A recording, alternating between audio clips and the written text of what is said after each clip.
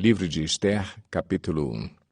Foi no tempo de Xerxes que reinou sobre 127 províncias, desde a Índia até a Etiópia. Naquela época, o rei Xerxes reinava em seu trono na cidadela de Suzã, e, no 3º ano do seu reinado, deu um banquete a todos os seus nobres e oficiais. Estavam presentes os líderes militares da Pérsia e da Média, os príncipes e os nobres das províncias. Durante 180 dias ele mostrou a enorme riqueza de seu reino e o esplendor e a glória de sua majestade. Terminados esses dias, o rei deu um banquete no jardim interno do palácio de 7 dias para todo o povo que estava na cidadela de Suzã, do mais rico ao mais pobre. O jardim possuía forrações em branco e azul, presas com cordas de linho branco e tecido vermelho, ligadas por anéis de prata a colunas de mármore. Tinha assentos de ouro e de prata num piso de mosaicos de pórfiro, mármore, madrepérola e outras pedras preciosas.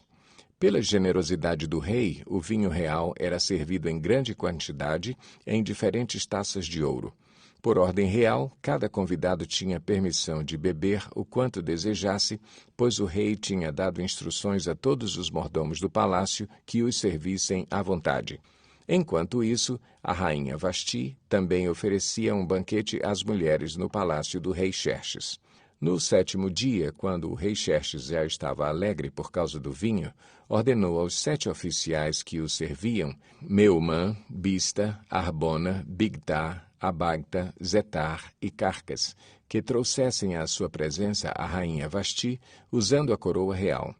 Ele queria mostrar aos seus súditos e aos nobres a beleza dela, pois era de fato muito bonita.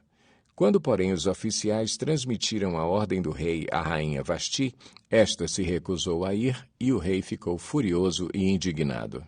Como era costume, o rei consultar especialistas em questões de direito e justiça, ele mandou chamar os sábios que entendiam das leis e que eram muito amigos do rei: Carcena, Setar, Adamata, Tarsis, Meres, Marcena e Memucã. Eles eram os 7 nobres da Pérsia e da Média que tinham acesso direto ao rei e eram os mais importantes do reino.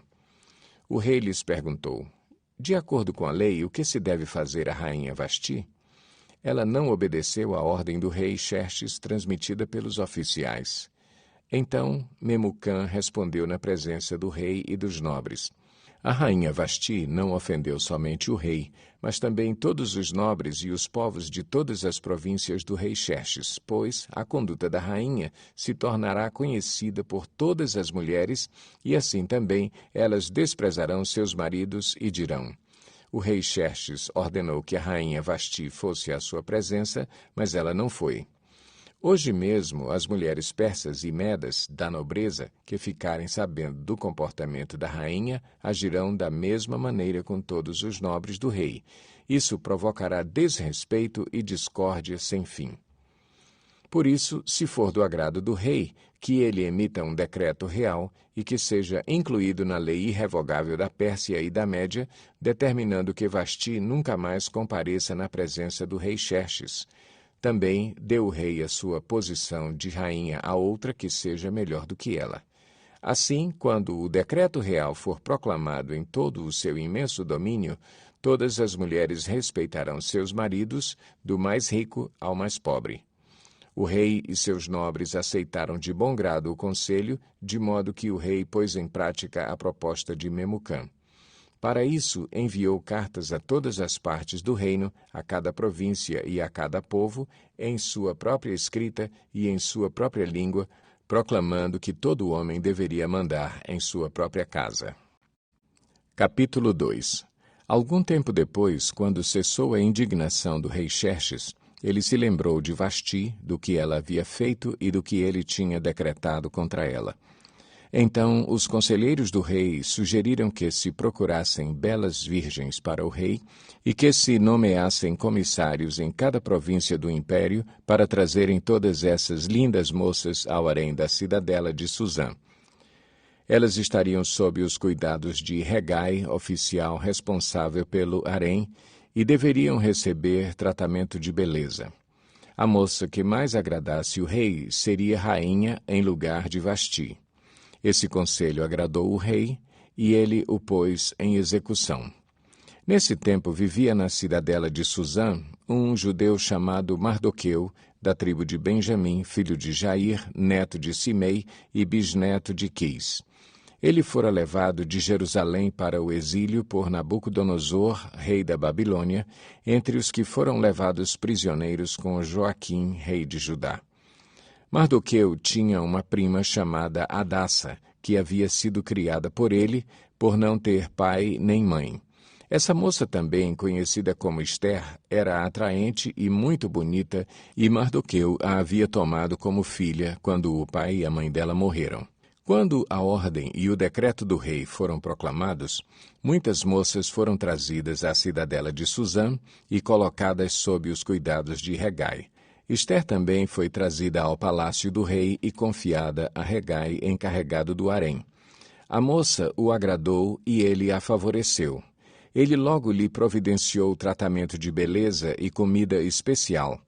Designou-lhe 7 moças escolhidas do palácio do rei e transferiu-a, junto com suas jovens, para o melhor lugar do harém.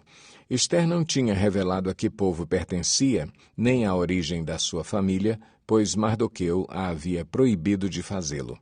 Diariamente ele caminhava de um lado para outro, perto do pátio do harém, para saber como Ester estava e o que lhe estava acontecendo. Antes de qualquer daquelas moças apresentar-se ao rei Xerxes, devia completar 12 meses de tratamento de beleza prescrito para as mulheres. 6 meses com óleo de mirra e 6 meses com perfumes e cosméticos. Quando ia apresentar-se ao rei, a moça recebia tudo o que quisesse levar consigo do harém para o palácio do rei. À tarde, ela ia para lá e de manhã voltava para outra parte do harém, que ficava sob os cuidados de Saasgás, oficial responsável pelas concubinas. Ela não voltava ao rei a menos que dela ele se agradasse e a mandasse chamar pelo nome. Quando chegou a vez de Ester, filha de Abiail, tio de Mardoqueu, que a tinha adotado como filha, ela não pediu nada além daquilo do que Hegai, oficial responsável pelo harém, sugeriu. Ester causava boa impressão a todos os que a viam. Ela foi levada ao rei Xerxes, à residência real, no 10º mês, o mês de Tebete, no 7º ano do seu reinado. O rei gostou mais de Ester do que de qualquer outra mulher. Ela foi favorecida por ele e ganhou sua aprovação mais do que qualquer das outras virgens. Então ele lhe colocou uma coroa real e tornou-a rainha em lugar de Vasti. O rei deu um grande banquete, o banquete de Ester, para todos os seus nobres e oficiais. Proclamou feriado em todas as províncias e distribuiu presentes por sua generosidade real. Quando as virgens foram reunidas pela segunda vez, Mardoqueu estava sentado junto à porta do palácio real. Ester havia mantido segredos sobre seu povo e sobre a origem de sua família, conforme a ordem de Mardoqueu, pois continuava a seguir as instruções dele, como fazia quando ainda estava sob sua tutela. Um dia, quando Mardoqueu estava sentado junto à porta do palácio real, Bigtan e Teres, 2 dos oficiais do rei que guardavam a entrada, estavam indignados e conspiravam para assassinar o rei Xerxes. Mardoqueu, porém, descobriu o plano e o contou à rainha Ester, que, por sua vez, passou a informação ao rei em nome de Mardoqueu. Depois de investigada a informação e descobrindo-se que era verdadeira, os 2 oficiais foram enforcados. Tudo isso foi escrito nos registros históricos na presença do rei. Capítulo 3.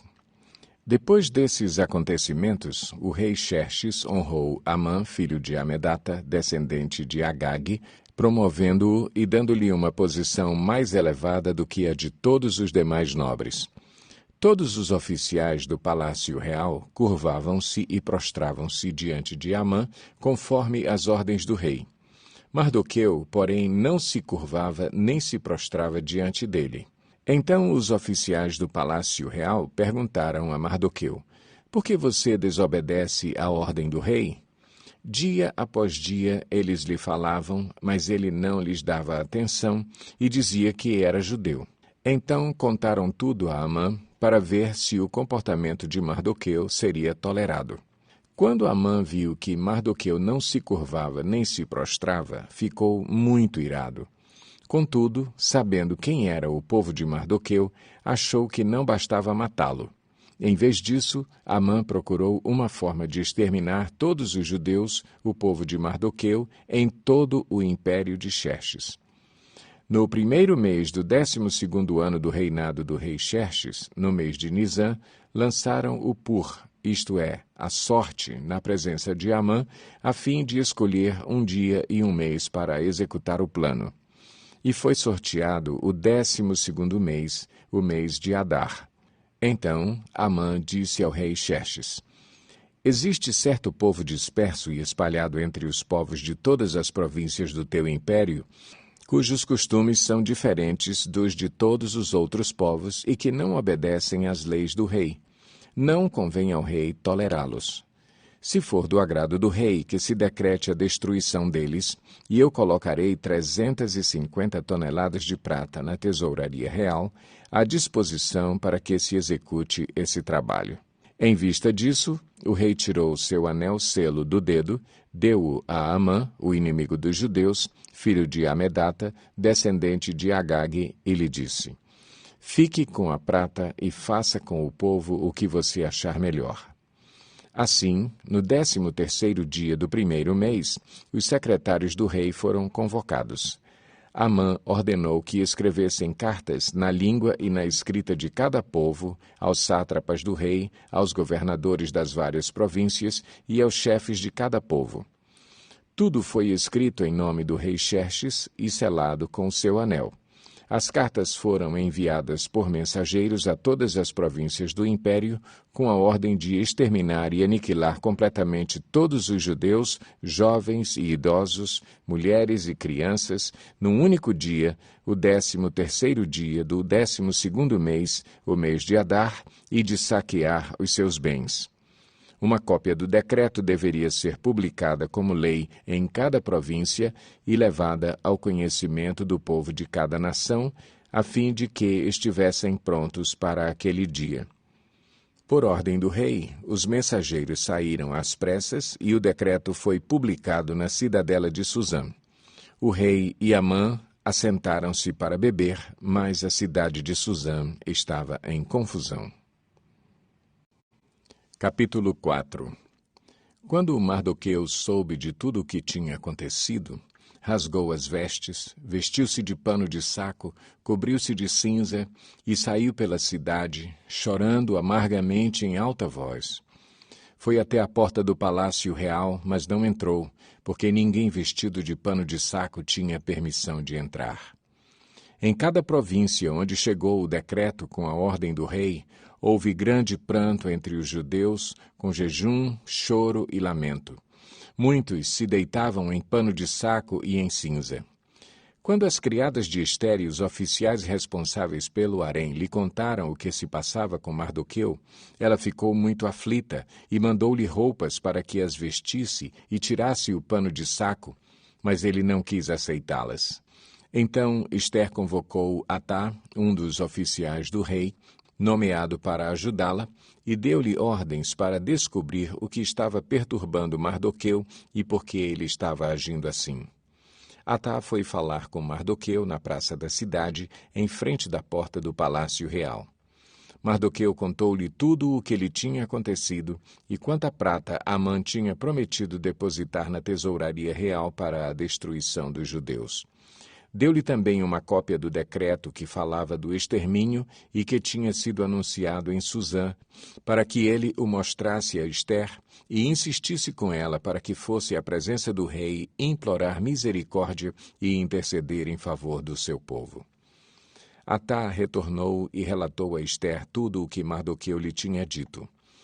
Então ela o instruiu que dissesse o seguinte a Mardoqueu: Todos os oficiais do rei e o povo das províncias do império sabem que existe somente uma lei para qualquer homem ou mulher que se aproxime do rei no pátio interno sem por ele ser chamado.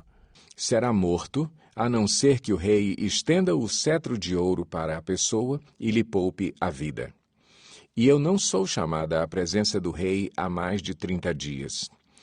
Quando Mardoqueu recebeu a resposta de Ester, mandou dizer-lhe: Não pense que pelo fato de estar no palácio do rei, você será a única entre os judeus que escapará, pois se você ficar calada nesta hora, socorro e livramento surgirão de outra parte para os judeus, mas você e a família do seu pai morrerão.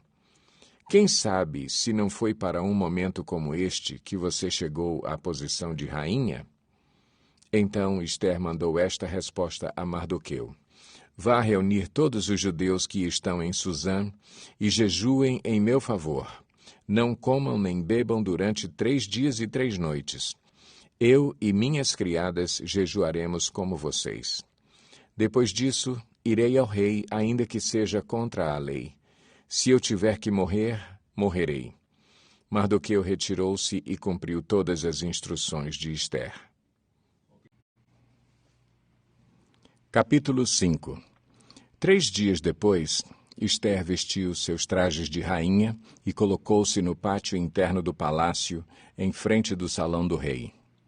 O rei estava no trono, de frente para a entrada. Quando viu a rainha Ester ali no pátio, teve misericórdia dela e estendeu-lhe o cetro de ouro que tinha na mão. Ester aproximou-se e tocou a ponta do cetro. E o rei lhe perguntou: Que há, rainha Ester? Qual é o seu pedido? Mesmo que seja a metade do reino, lhe será dado. Respondeu Ester: Se for do agrado do rei, venha com Amã a um banquete que lhe preparei. Disse o rei: Tragam Amã imediatamente para que ele atenda ao pedido de Ester. Então o rei e Amã foram ao banquete que Ester havia preparado. Enquanto bebiam vinho, o rei tornou a perguntar a Ester: Qual é o seu pedido? Você será atendida. Qual o seu desejo? Mesmo que seja a metade do reino, lhe será concedido. E Ester respondeu: Este é o meu pedido e o meu desejo. Se o rei tem consideração por mim, e se lhe agrada atender e conceder o meu pedido, que o rei e Amã venham amanhã ao banquete que lhes prepararei. Então responderei à pergunta do rei. Naquele dia, Amã saiu alegre e contente. Mas ficou furioso quando viu que Mardoqueu, que estava junto à porta do palácio real, não se levantou nem mostrou respeito em sua presença. Amã, porém, controlou-se e foi para casa. Reunindo seus amigos e Zeres, sua mulher, Amã vangloriou-se de sua grande riqueza, de seus muitos filhos e de como o rei o havia honrado e promovido acima de todos os outros nobres e oficiais. E acrescentou Amã: Além disso, sou o único que a rainha Ester convidou para acompanhar o rei ao banquete que ela lhe ofereceu. Ela me convidou para comparecer amanhã com o rei. Mas tudo isso não me dará satisfação enquanto eu vir aquele judeu Mardoqueu sentado junto à porta do palácio real. Então Zeres, sua mulher e todos os seus amigos lhe sugeriram: Mande fazer uma forca de mais de 20 metros de altura e logo pela manhã peça ao rei que Mardoqueu seja enforcado nela. Assim você poderá acompanhar o rei ao jantar e alegrar-se. A sugestão agradou Amã e ele mandou fazer a forca. Capítulo 6. Naquela noite o rei não conseguiu dormir. Por isso ordenou que trouxessem o livro das crônicas do seu reinado e que o lessem para ele. E foi lido o registro de que Mardoqueu tinha denunciado Bigtã e Teres, 2 dos oficiais do rei que guardavam a entrada do palácio e que haviam conspirado para assassinar o rei Xerxes. Que honra e reconhecimento Mardoqueu recebeu por isso? Perguntou o rei. Seus oficiais responderam: Nada lhe foi feito. O rei perguntou: Quem está no pátio? Ora, Amã havia acabado de entrar no pátio externo do palácio para pedir ao rei o enforcamento de Mardoqueu na forca que ele lhe havia preparado. Os oficiais do rei responderam: É Amã que está no pátio. Façam-no entrar, ordenou o rei. Entrando Amã, o rei lhe perguntou: O que se deve fazer ao homem que o rei tem o prazer de honrar? E Amã pensou consigo: a quem o rei teria prazer de honrar, senão a mim? Por isso respondeu ao rei: ao homem que o rei tem prazer de honrar, ordena que tragam um manto do próprio rei e um cavalo que o rei montou, e que ele leve o brasão do rei na cabeça. Em seguida, sejam o manto e o cavalo confiados a alguns dos príncipes mais nobres do rei, e ponham eles o manto sobre o homem que o rei deseja honrar, e o conduzam sobre o cavalo pelas ruas da cidade, proclamando diante dele: isto é o que se faz ao homem que o rei tem o prazer de honrar. O rei ordenou então a Amã: vá depressa apanhar o manto e o cavalo, e faça ao judeu Mardoqueu o que você sugeriu. Ele está sentado junto à porta do palácio real. Não omita nada do que você recomendou. Então Amã apanhou o cavalo, vestiu Mardoqueu com o manto e o conduziu sobre o cavalo pelas ruas da cidade, proclamando à frente dele: isto é o que se faz ao homem que o rei tem o prazer de honrar. Depois disso, Mardoqueu voltou para a porta do palácio real. Amã, porém, correu para casa com o rosto coberto, muito aborrecido, e contou a Zeres, sua mulher, e a todos os seus amigos tudo o que lhe havia acontecido. Tanto os seus conselheiros como Zeres, sua mulher, lhe disseram: visto que Mardoqueu, diante de quem começou a sua queda, é de origem judaica, você não terá condições de enfrentá-lo.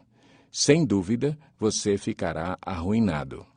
E, enquanto ainda conversavam, chegaram os oficiais do rei e, às pressas, levaram Amã para o banquete que Ester havia preparado. Capítulo 7. O rei e Amã foram ao banquete com a rainha Ester, e, enquanto estavam bebendo vinho no segundo dia, o rei perguntou de novo: rainha Ester, qual é o seu pedido? Você será atendida. Qual o seu desejo? Mesmo que seja a metade do reino, isso lhe será concedido. Então a rainha Ester respondeu: se posso contar com o favor do rei, e se isto lhe agrada, poupe a minha vida e a vida do meu povo. Este é o meu pedido e o meu desejo, pois eu e meu povo fomos vendidos para destruição, morte e aniquilação. Se apenas tivéssemos sido vendidos como escravos e escravas, eu teria ficado em silêncio, porque nenhuma aflição como essa justificaria perturbar o rei. O rei Xerxes perguntou à rainha Ester: quem se atreveu a uma coisa dessas? Onde está ele? Respondeu Ester: o adversário e inimigo é Amã, esse perverso. Diante disso, Amã ficou apavorado na presença do rei e da rainha. Furioso, o rei levantou-se, deixou o vinho, saiu dali e foi para o jardim do palácio. E percebendo Amã que o rei já tinha decidido condená-lo, ficou ali para implorar por sua vida à rainha Ester. E voltando o rei do jardim do palácio ao salão do banquete, viu Amã caído sobre o assento onde Ester estava reclinada. E então exclamou: chegaria ele ao cúmulo de violentar a rainha na minha presença e em minha própria casa? Mal o rei terminou de dizer isso, alguns oficiais cobriram o rosto de Amã. E um deles, chamado Arbona, que estava a serviço do rei, disse: há uma forca de mais de 20 metros de altura junto à casa de Amã que ele fez para Mardoqueu, aquele que intercedeu pela vida do rei. Então o rei ordenou: enforquem-no nela. Assim, Amã morreu na forca que tinha preparado para Mardoqueu, e a ira do rei se acalmou. Capítulo 8. Naquele mesmo dia, o rei Xerxes deu à rainha Ester todos os bens de Amã, o inimigo dos judeus. E Mardoqueu foi trazido à presença do rei, pois Ester lhe dissera que ele era seu parente. O rei tirou seu anel-selo, que havia tomado de Amã, e o deu a Mardoqueu, e Ester o nomeou administrador dos bens de Amã. Mas Ester tornou a implorar ao rei, chorando aos seus pés, que revogasse o plano maligno de Amã, o agagita, contra os judeus. Então o rei estendeu o cetro de ouro para Ester, e ela se levantou diante dele e disse: Se for do agrado do rei, se posso contar com o seu favor, e se ele considerar justo, que se escreva uma ordem revogando as cartas que Amã, filho do agagita Amedata, escreveu para que os judeus fossem exterminados em todas as províncias do império. Pois como suportarei ver a desgraça que cairá sobre o meu povo? Como suportarei a destruição da minha própria família? O rei Xerxes respondeu à rainha Ester e ao judeu Mardoqueu: Mandei enforcar Amã e dei os seus bens a Ester, porque ele atentou contra os judeus. Escrevam agora outro decreto em nome do rei, em favor dos judeus, como melhor lhes parecer, e selem-no com o anel-selo do rei, pois nenhum documento escrito em nome do rei e selado com o seu anel pode ser revogado. Isso aconteceu no 23º dia do terceiro mês, o mês de Sivã. Os secretários do rei foram imediatamente convocados e escreveram todas as ordens de Mardoqueu aos judeus, aos sátrapas, aos governadores e aos nobres das 127 províncias que se estendiam da Índia até a Etiópia. Essas ordens foram redigidas na língua e na escrita de cada província e de cada povo, e também na língua e na escrita dos judeus. Mardoqueu escreveu em nome do rei Xerxes, selou as cartas com o anel-selo do rei e as enviou por meio de mensageiros montados em cavalos velozes das estrebarias do próprio rei. O decreto do rei concedia aos judeus de cada cidade o direito de se reunirem e de se protegerem, de destruir, matar e aniquilar qualquer força armada de qualquer povo ou província que os ameaçasse, a eles, suas mulheres e seus filhos, e o direito de saquear os bens dos seus inimigos. O decreto entrou em vigor nas províncias do rei Xerxes no 13º dia do 12º mês, o mês de Adar. Uma cópia do decreto foi publicada como lei em cada província e levada ao conhecimento do povo de cada nação, a fim de que, naquele dia, os judeus estivessem prontos para vingar-se dos seus inimigos. Os mensageiros, montando cavalos das estrebarias do rei, saíram a galope por causa da ordem do rei. O decreto também foi publicado na cidadela de Suzã. Mardoqueu saiu da presença do rei usando vestes reais em azul e branco, uma grande coroa de ouro e um manto púrpura de linho fino, e a cidadela de Suzã exultava de alegria. Para os judeus foi uma ocasião de felicidade, alegria, júbilo e honra. Em cada província e em cada cidade, onde quer que chegasse o decreto do rei, havia alegria e júbilo entre os judeus, com banquetes e festas. Muitos que pertenciam a outros povos do reino tornaram-se judeus, porque o temor dos judeus tinha se apoderado deles. Capítulo 9. No 13º dia do 12º mês, o mês de Adar, entraria em vigor o decreto do rei. Naquele dia os inimigos dos judeus esperavam vencê-los, mas aconteceu o contrário. Os judeus dominaram aqueles que os odiavam, reunindo-se em suas cidades, em todas as províncias do rei Xerxes, para atacar os que buscavam a sua destruição.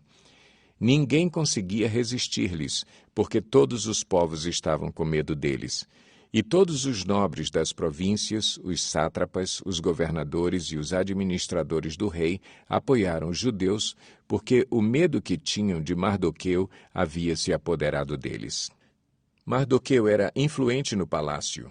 Sua fama espalhou-se pelas províncias e ele se tornava cada vez mais poderoso. Os judeus feriram todos os seus inimigos à espada, matando-os e destruindo-os, e fizeram o que quiseram com eles.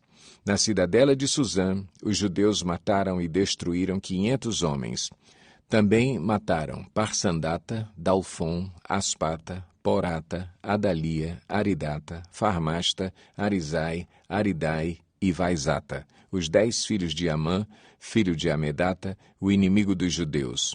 Mas não se apossaram dos seus bens.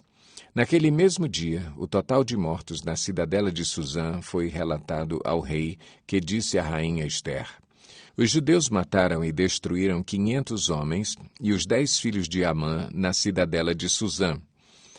Que terão feito nas outras províncias do império? Agora, diga qual é o seu pedido e você será atendida. Tem ainda algum desejo? Este lhe será concedido. Respondeu Ester: Se for do agrado do rei, que os judeus de Suzã tenham autorização para executar também amanhã o decreto de hoje, para que os corpos dos 10 filhos de Amã sejam pendurados na forca. Então o rei deu ordens para que assim fosse feito. O decreto foi publicado em Suzã, e os corpos dos 10 filhos de Amã foram pendurados na forca. Os judeus de Suzã ajuntaram-se no 14º dia do mês de Adar e mataram 300 homens em Suzã, mas não se apossaram dos seus bens.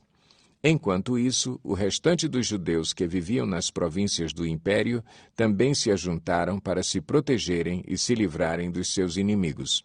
Eles mataram 75.000 deles, mas não se apossaram dos seus bens. Isso aconteceu no 13º dia do mês de Adar, e no 14º dia descansaram e fizeram dessa data um dia de festa e de alegria. Os judeus de Suzã, porém, tinham se reunido no 13º e no 14º dias, e no 15º descansaram, e dele fizeram um dia de festa e de alegria. Por isso, os judeus que vivem em vilas e povoados comemoram o 14º dia do mês de Adar como um dia de festa e de alegria, um dia de troca de presentes. Mardoqueu registrou esses acontecimentos e enviou cartas a todos os judeus de todas as províncias do rei Xerxes, próximas e distantes, determinando que anualmente se comemorassem o 14º e o 15º dias do mês de Adar, pois nesses dias os judeus livraram-se dos seus inimigos. Nesse mês, a sua tristeza tornou-se em alegria e o seu pranto num dia de festa. Escreveu-lhes dizendo que comemorassem aquelas datas como dias de festa e de alegria, de troca de presentes e de ofertas aos pobres. E assim os judeus adotaram como costume aquela comemoração, conforme o que Mardoqueu lhes tinha ordenado por escrito. Pois Amã, filho do Agagita Amedata, inimigo de todos os judeus, tinha tramado contra eles para destruí-los e tinha lançado o pur, isto é, a sorte para a ruína e destruição deles. Mas, quando isso chegou ao conhecimento do rei, ele deu ordens escritas para que o plano maligno de Amã contra os judeus se voltasse contra a sua própria cabeça e para que ele e seus filhos fossem enforcados. Por isso, aqueles dias foram chamados Purim, da palavra pur, considerando tudo o que estava escrito nessa carta, o que tinham visto e o que tinha acontecido. Os judeus decidiram estabelecer o costume de que eles e os seus descendentes e todos os que se tornassem judeus não deixariam de comemorar anualmente esses 2 dias na forma prescrita e na data certa. Esses dias seriam lembrados e comemorados em cada família de cada geração, em cada província e em cada cidade, e jamais deveriam deixar de ser comemorados pelos judeus.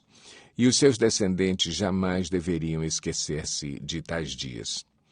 Então a rainha Ester, filha de Abiail, e o judeu Mardoqueu escreveram com toda a autoridade uma segunda carta para confirmar a primeira acerca do Purim.